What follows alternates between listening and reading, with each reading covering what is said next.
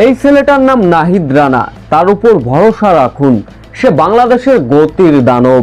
অভিষেকে কেমন বোলিং করলেন নাহিদ রানা, যা দেখে ধারাভাষ্যক থেকে নাহিদ রানাকে নিয়ে একই মন্তব্যই করছিলেন পাকিস্তানের রমিজ রাজা।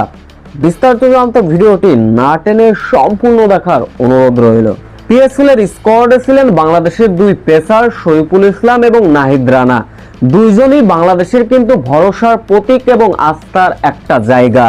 এবার এই দুই বাংলাদেশি খেলতে গেলেন পিএসএল।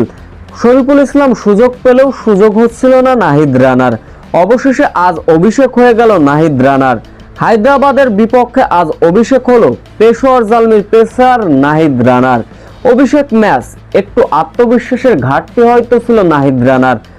ব্যক্তিগত প্রথম ওভারেই বাজে বোলিং করলেন নাহিদ রানা। এক ছক্কায় এক চারের সাহায্যে 15 রান দিয়ে বসলেন। ব্যক্তিগত দ্বিতীয় ওভারে এসে নাহিদ রানাও তেমন নিজের নামের সুবিচার করতে পারেননি ঠিকই, কিন্তু গতির একটা ঝলক ছিল তার বোলিংয়ে, সেটা অবশ্য কমেন্ট্রি থেকে বলতে ভোলেননি রমিজ রাজা। ব্যক্তিগত নিজের দ্বিতীয় ওভারে এসে তিনি দিয়ে বসলেন 9 রান। এদিন অবশ্য শরীফুল 2 ওভার বোলিং করলেন, 21 রান খরচ করলেন, পেলেন না একটি উইকেটও। নাহিদ রানার উপর আস্থা রাখতে চেয়েছিল তার দলও। নিজের শেষ ওভারে গতির ঝড় তুললেন, কিন্তু উইকেটের দেখা অবশ্য শেষ পর্যন্ত পেলেন না নাহিদ রানা।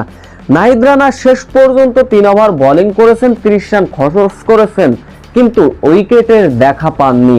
তবুও তার উপর ভরসা রাখতে বললেন রমিজ রাজা। কমেন্ট্রি থেকে নাহিদ রানার প্রশংসায় ভাসাচ্ছিলেন। তার গতির যে একটা ঝলক ছিল তারই প্রশংসা এবং বিশ্লেষণ করছিলেন।